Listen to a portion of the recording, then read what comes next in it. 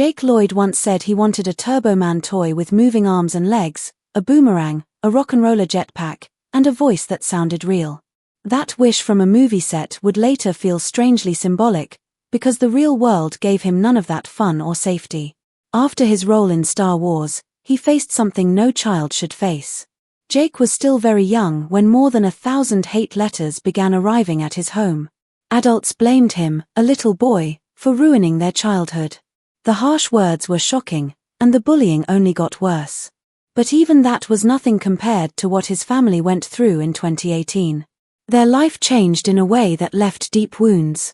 Jake disappeared from public life for years. When he finally returned in 2023, he looked so different that many people barely recognized him. Those missing years were filled with pain, confusion, and a fight he was losing quietly. The boy who once played Anakin Skywalker had been struggling in ways nobody saw. Jake Matthew Lloyd was born on March 5, 1989, at Powder Valley Hospital in Fort Collins, Colorado. The city was quiet, surrounded by mountains, fresh air, and open space. His parents tried to build a warm, loving home. His mother, Lisa, worked as an entertainment agent, while his father, Bill, worked as an EMT, helping people in emergencies. They raised Jake and his younger sister, Madison, with strong values. They believed in working hard and encouraged their children to be creative. Jake showed signs of confidence early. At 4 years old, he performed little shows at school and made relatives laugh during family dinners. Fort Collins had small theater groups and youth programs where kids could explore acting. Those spaces gave Jake room to shine. His mother noticed how he lit up every room and how he never froze when people watched him. Money was always tight, but she pushed him forward, hoping to give him a chance at something bigger. Jake began doing local commercials and small TV spots. Even at 4, he acted out full scenes as if he had practiced them for weeks. He memorized lines quickly and loved performing. Lisa took him to workshops and auditions, where adults often stopped and stared because this tiny boy was so confident and talented. When he was 6, he booked a Smucker's commercial in 1995, and things began moving quickly. He joined school plays, community theater, and regional productions. Teachers said he had a natural sense of humor. Directors said he was brave. Every stage made him more comfortable with cameras, bright lights, and the pressure that most adults struggled with. But life changed again when Jake was 7. His parents divorced. The family moved to Indianapolis, Indiana, hoping things would settle down. Instead, the move brought new stress. Bills piled up. Child support payments were inconsistent. Grocery trips were difficult. Lisa relied on her work contacts and rushed Jake into more auditions even before they finished unpacking. Those jobs paid rent and bought food. But they also pushed Jake deeper into the world of fame at an age when he could barely understand it. Later, Lisa admitted that starting him so young was both a blessing and a burden. She wanted to protect her kids from financial hardship, but she was also pushing Jake into a world that was complicated and harsh. By the time Jake reached Carmel High School years later, he carried emotional weight most kids never experience. In school, classmates whispered about him. Teachers noticed how hard he tried to keep up with classwork while juggling acting commitments. At home, there were arguments about auditions that clashed with school tests. He was trying to balance fame and childhood at the same time. Every new experience made him more sensitive to criticism. Even small comments hurt him deeply. The divorce had already shaped him. Court hearings, arguments, and moments no child should witness left emotional scars. Fame only made those scars deeper. The mix of a broken home and sudden celebrity created a childhood filled with pressure and unpredictability. Jake's big break came in 1996, when he was 7. He appeared in 4 episodes of the hit medical drama ER, playing Jimmy Sweet, a boy with a rare illness. The days were long, sometimes lasting 12 hours, and he had to perform emotional scenes beside George Clooney. He cried on cue and asked sad questions about life and death. His voice was small, shaking, but powerful. Everyone noticed his talent. That job opened the door to bigger opportunities. He auditioned for more than 20 roles before landing the part of JJ in the 1996 film Unhook the Stars. Competition was intense, but Jake kept impressing people. Filming required him to show fear, anger, and sadness while standing beside veteran actors like Marissa Tomei, Gina Rowlands, and Gerard Depardieu. Jake walked the red carpet at Grauman's Chinese Theatre before he had even learned long division. At the same time, he worked on 2 episodes of The Pretender, which included kidnapping scenes, chases, and dark hallways. During one stunt, a prop door malfunctioned and almost hit him. The crew paused everything and revisited safety rules. People realized how dangerous such scenes could be for a young child. By late 1996, the workload became too much. He collapsed from exhaustion after long back-to-back days filming ER and The Pretender. His family and union representatives confronted producers about child labor limits.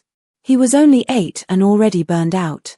He told his mother he missed birthday parties, friends, and normal days at school. He was tired of being recognized everywhere. He wanted to just sit at a lunch table like every other kid without being asked about auditions. The loneliness he felt at such a young age stayed with him. Then came the project that changed everything, Jingle All the Way in 1996.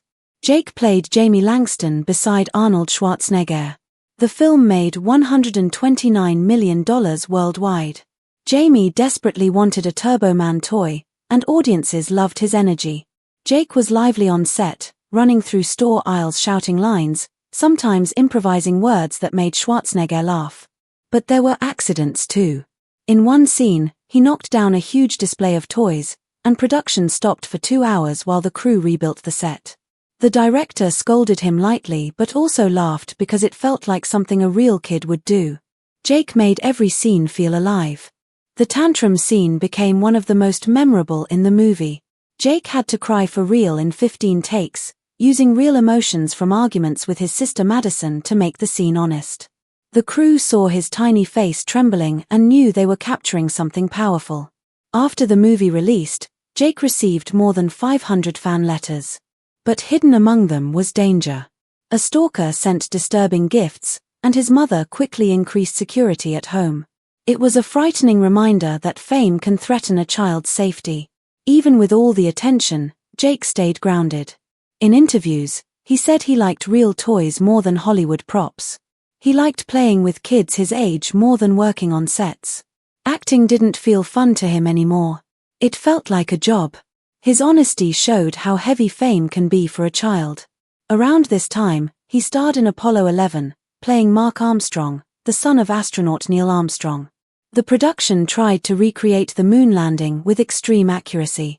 There were replica spacecraft, heavy costumes, and harsh lights. The zero-gravity rigs made actors dizzy.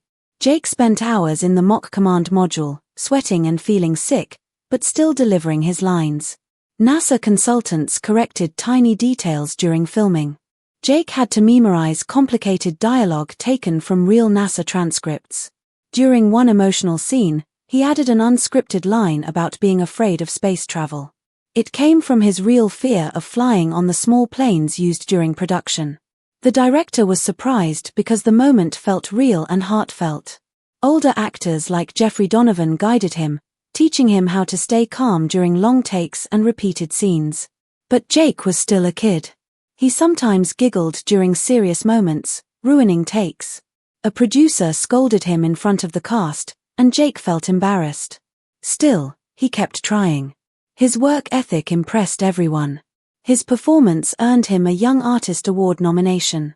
Through the heat, long hours, and discomfort, he pushed himself. He didn't know it then, but Apollo 11 prepared him for the biggest role of his life. His growing interest in science and space would soon lead him straight to Star Wars, the moment that changed everything for him. No one knew that the biggest science fiction franchise in the world was waiting for him just ahead. In 1997, when he was 8 years old, Jake Lloyd's life changed suddenly. He joined an audition that had more than 3,000 kids from the US and Europe. All of them wanted the same part, the young Anakin Skywalker. Jake walked into the room without knowing much about science fiction, without understanding what a Jedi was, and without realizing how huge Star Wars was. He read the pod racing scene in a simple, honest way. George Lucas watched him and felt something natural in him, something not forced or overly trained. That real energy made Jake stand out from thousands of others. He didn't know it then, but that one reading was already pushing him ahead of kids who had been acting for years. The callbacks surprised him even more. Many kids who looked perfect on camera and delivered smooth lines were rejected. Their acting felt too rehearsed. Lucas wanted someone who sounded like a real kid, not a tiny adult trying to act grown up. Jake's natural voice and bright confidence matched exactly what Lucas imagined for the young Anakin. His final test with Liam Neeson sealed the decision. Neeson reacted to him warmly and later said Jake had something rare. With that, Jake won one of the biggest roles of the decade. Even though he came from a small town and had never carried a movie before, Lucas worked closely with him during rehearsals. He wanted Jake to understand the emotional meaning behind the Force. One day, during a practice fight, Lucas swung a prop lightsaber a little too fast. Jake lifted his hand, and the edge hit him hard enough to burn the skin. It was a small injury but painful. Jake winced, shook it off, and kept going. That moment shocked the adults around him because it showed how much pressure he was already under and how determined he was to keep going. Before filming began, Jake's family had secret meetings with Lucasfilm. They signed strict agreements and started salary talks. Jake was paid $500,000, a number that would have been unbelievable just a few years earlier. During tutoring breaks, he sketched pod races. His drawings were so detailed that the design team used some of his ideas to adjust props. The crew loved his excitement. They said it felt like working with a kid who wasn't just acting in the Star Wars world, but helping shape it. The casting was supposed to stay secret until the official announcement, but the news leaked. Tabloids found out, and reporters suddenly appeared at his school. Kids who hardly noticed him before now stared at him like he was a character from a storybook. He hadn't filmed a single scene and already fame was putting pressure on him. It was his first taste of how quickly a childhood can disappear when the world starts watching. When filming for The Phantom Menace began in Tunisia in June 1997, the heat reached around 110 degrees. Jake was 10, dressed in a thick costume, sand sticking to him, and a helmet trapping heat. During one podrace scene, he collapsed from dehydration. The crew rushed him into a shaded tent, gave him water, and waited for him to feel better. They asked if he wanted to stop. He shook his head and went back to work. By the end of the day, he had done nearly 20 takes while strong winds blew sand across the set. The shoot lasted almost 2 weeks, and every day tested his endurance. During calmer scenes, funny moments helped lighten the mood. During a long Jedi Council scene, Jake suddenly made a perfect Wookiee roar. Natalie Portman jumped. The crew froze, then everyone burst out laughing. Ewan McGregor grinned and gave a playful warning like Obi-Wan scolding a student. Producers reminded Jake to stay focused, but even they smiled while saying it. These small moments helped him stay sane during the long hours. His voice work took more than 50 hours in the sound booth. One day he added a tiny extra yap after saying yay. Lucas loved it. Some editors said it was too childish, but Lucas refused to cut it. That one little sound stayed in the movie and became one of the lines fans still quote. California labor laws limited how long a child could work.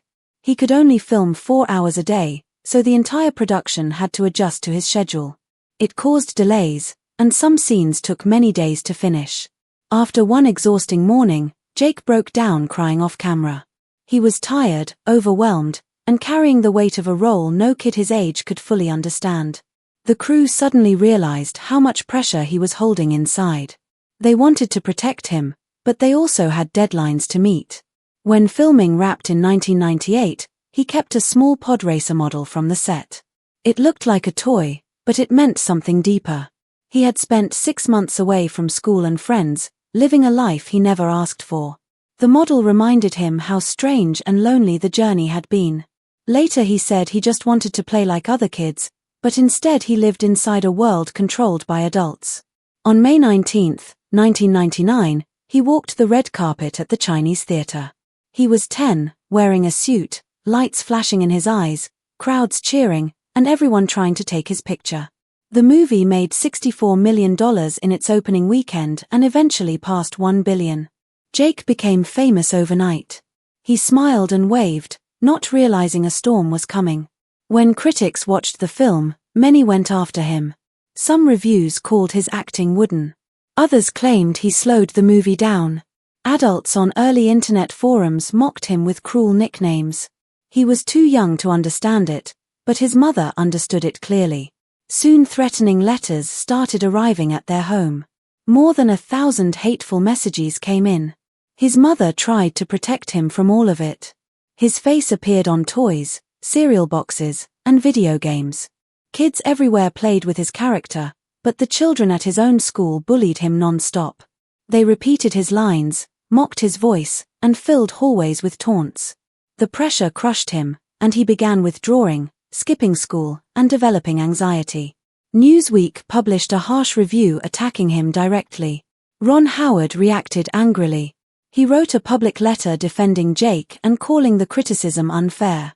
The letter spread across Hollywood as a reminder that no one should target a child. Fan conventions became confusing and painful. Some fans treated him like a hero. Others insulted him openly. In 2002, he needed 8 bodyguards at one event because of threats. His fear grew, and his trust in people faded. Soon afterward, he quit acting completely. The cost had been too high for someone so young. In 2000, Jake won the Young Artist Award. He stood on stage smiling, thanking his family. The cheers lasted a few minutes, but the hate mail did not stop. Some threats were so serious that his family had to take new safety measures. Jake was only 11 when he stepped into one of the darkest roles of his career. In 2000, he played Mickey Cooper in a thriller called Die With Me, a story about a teen pulled into dangerous online situations. The scenes were heavy and too mature for most kids his age. He needed coaching just to separate himself from the trauma his character experienced.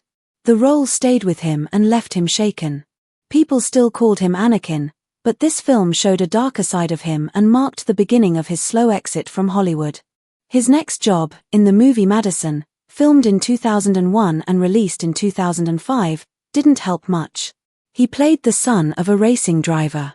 The set used real go-karts, real speed, and real danger. Jake learned to drive the kart himself. During one scene, he lost control and crashed. He wasn't badly hurt, but production stopped for days. He began wondering why he continued acting at all. The stress, the pressure, the stares, and the whispers tired him out. By the time the movie came out, Jake had already walked away from acting.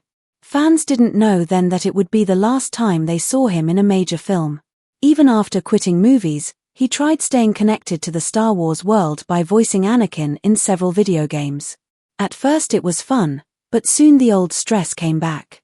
The repeated lines, the constant corrections, and the feeling of being judged made him walk out of one session. It was his final break from the character that had shaped his childhood in both good and painful ways. By 2001, his heart was no longer in acting. His parents got divorced, and he moved with his family to Indiana. The bullying at school continued. Kids mocked him daily for being Anakin.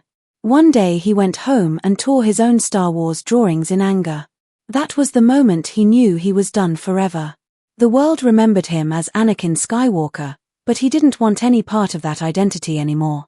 He came back to the industry only once, and not as an actor. In 2009, he worked behind the scenes as a production assistant on a small film called Peer Pressure. It was quiet and unnoticed, but even then, the weight of his past followed him. Kids still teased him about Star Wars.